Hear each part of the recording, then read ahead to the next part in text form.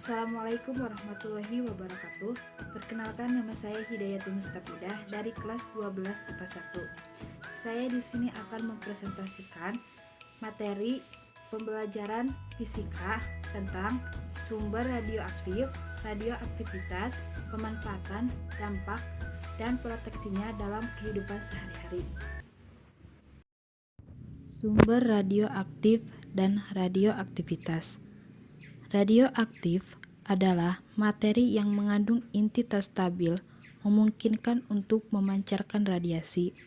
Sedangkan radioaktivitas adalah kemampuan inti atom yang tidak stabil untuk memancarkan radiasi menjadi inti yang stabil. Proses perubahan ini disebut dengan peluruhan dan inti atom yang tidak stabil disebut radioisotop. Materi yang banyak mengandung radioisotop disebut zat radioaktif. Peluruhan ialah perubahan inti atom yang tak stabil menjadi inti atom yang lain, atau berubahnya suatu unsur radioaktif menjadi unsur yang lain. Radioaktivitas alam dan buatan. Berdasarkan asalnya, radioaktivitas dikelompokkan menjadi radioaktivitas alam yang keberadaannya tanpa keterlibatan manusia dan radioaktivitas buatan yang terjadi akibat kegiatan yang dilakukan manusia. Radioaktivitas alam. Yang pertama, radioaktivitas primordial. Pada litosfer, banyak inti radioaktif yang sudah ada bersamaan dengan terjadinya bumi dan tersebar secara luas yang disebut radioaktivitas alam. Radioaktivitas alam banyak terkandung dalam berbagai macam materi dalam lingkungan, misalnya dalam air, tumbuhan, kayu, bebatuan, dan bahan bangunan. Radioaktivitas primordial dapat ditemukan juga di dalam tubuh manusia, terutama radioisotop yang terkandung dalam kalium alam. 2. Radioaktivitas yang berasal dari radiasi kosmik. Pada saat radiasi kosmik masuk ke dalam atmosfer bumi, terjadi interaksi dengan inti atom yang ada di udara menghasilkan berbagai macam inti radioaktif. Yang paling banyak dihasilkan adalah H3 dan C14. Kecepatan peluruhan dan kecepatan pembentukan radioaktivitas jenis ini adalah seimbang, sehingga secara teoritis jumlahnya di alam adalah tetap. Radioaktivitas buatan. 1. Radioaktivitas yang berhubungan dengan pembangkit listrik tenaga nuklir. Energi yang dihasilkan akibat proses peluruhan dapat digunakan sebagai pembangkit listrik tenaga nuklir.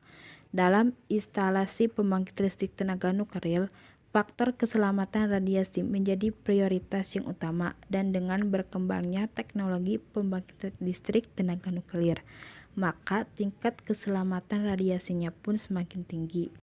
Yang kedua, radioaktivitas akibat percobaan senjata nuklir. Radioaktivitas yang berasal dari jatuhan radioaktif akibat percobaan senjata nuklir disebut fallout. Tingkat radioaktivitas dari fallout yang paling tinggi terjadi pada tahun 1963, dan setelah itu jumlahnya terus menurun.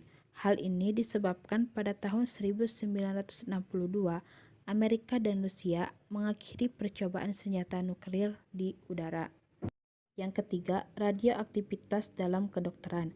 Radioaktivitas dalam kedokteran digunakan untuk pemeriksaan, pengobatan, dan sterilisasi, dan lain-lain.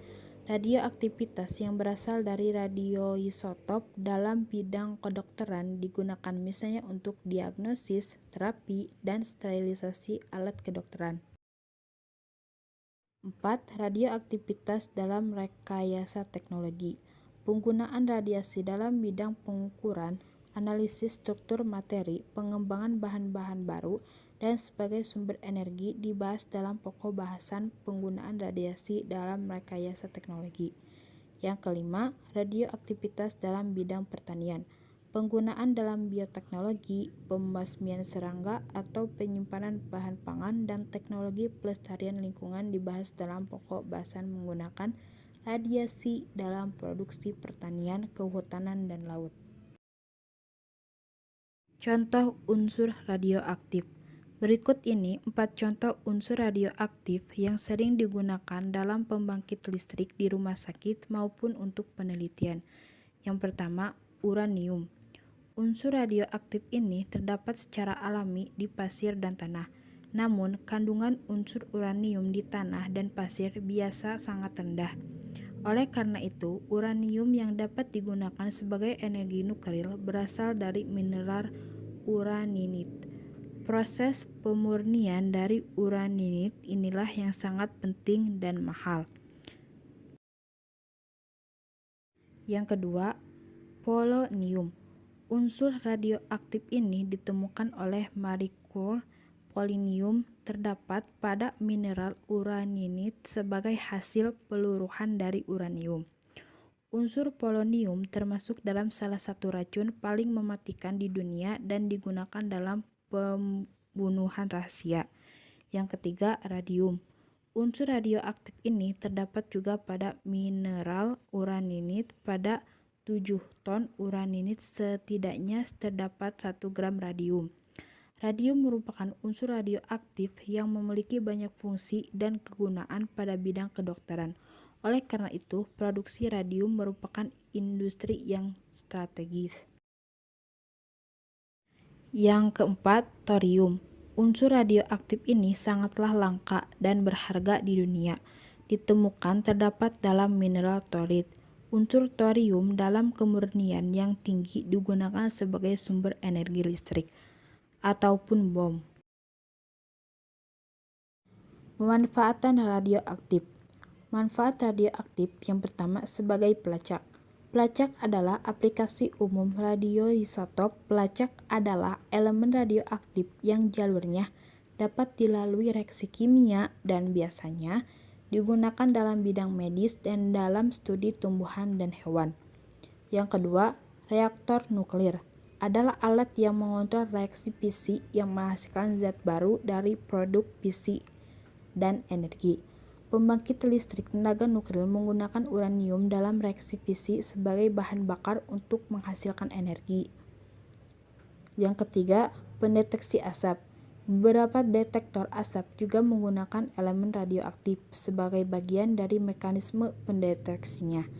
Biasanya americium-241 yang menggunakan radiasi pion dari partikel alfa untuk menyebabkan dan kemudian mengukur perubahan ionisasi udara segera di sekitar detektor. Perubahan akibat asap di udara akan menyebabkan alarm berbunyi. Yang keempat, pengobatan rumah sakit menggunakan radiasi dalam berbagai cara. Mesin X-ray, CT, dan PET menggunakan sinar X-ray dan radiasi gamma untuk menghasilkan gambar detail tubuh manusia yang memberikan informasi diagnostik yang berharga bagi dokter dan pasiennya. Radionuklida juga digunakan untuk mengobati penyakit secara langsung, seperti yodium radioaktif yang diambil hampir secara eksekutif oleh tiroid untuk mengobati kanker atau hipertiroidisme. Pelacak dan pewarna radioaktif juga digunakan untuk dapat secara akurat memetakan area atau sistem tertentu seperti dalam tes jantung yang dapat menggunakan isotop radioaktif seperti Tcetium-99 untuk mengidentifikasi area jantung dan arteri di sekitarnya dengan aliran darah yang berkurang. Kelima, radiografi. Pada dasarnya, versi bertenaga tinggi dari jenis mesin X-ray yang digunakan dalam pengobatan. Kamera radiografi industri menggunakan sinar X atau bahkan sumber gamma untuk diperiksa yang sulit dijangka atau sulit untuk melihat tempat. Yang keenam, keamanan makanan. Iradiasi makanan adalah proses penggunaan sumber radioaktif untuk mensterilkan bahan makanan. Radiasi bekerja dengan membunuh bakteri dan virus atau menghilangkan kemampuan mereka untuk bereproduksi dengan merusak DNA atau RNA mereka. Dampak radioaktif. Efek radiasi dari zat radioaktif ini memberikan dampak negatif pada beberapa organ tubuh kita yang sensitif seperti halnya mata, fungsi reproduksi, tulang belakang. Nah, beberapa efek samping dari pengguna sinar radioaktif ini adalah terjadi kerusakan genetis, bisa mempengaruhi tingkat kesuburan pada sistem reproduksi atau terjadi kelainan pada keturunan seperti cacat, kerusakan lensa mata seperti katarak, resiko kanker darah atau bisa disebut leukemia, terjadi kerusakan kulit atau sarkoma, kerusakan pada sistem saraf, kerusakan pada sel pembentuk sel darah merah. Proteksi dalam kehidupan sehari-hari. Proteksi atau pengendalian bahaya sinar radioaktif adalah untuk mencegah terjadinya kecelakaan radioaktif dari paparan sinar radioaktif yang melebihi dosis yang diperkenakan. Proteksi radiasi yang dipakai sekarang diterapkan oleh Komisi Internasional untuk Proteksi Radiasi dalam suatu pernyataan yang mengatur pembatasan dosis yang intinya sebagai berikut. Yang pertama, suatu kegiatan tidak akan dilakukan kecuali mempunyai keuntungan yang positif dibandingkan dengan resiko, yang dikenal sebagai asas justifikasi. Yang kedua, paparan radiasi diusahakan pada tingkat serendah mungkin yang bisa dicapai, dengan mempertimbangkan faktor ekonomi dan sosial yang dikenal sebagai asas optimasi.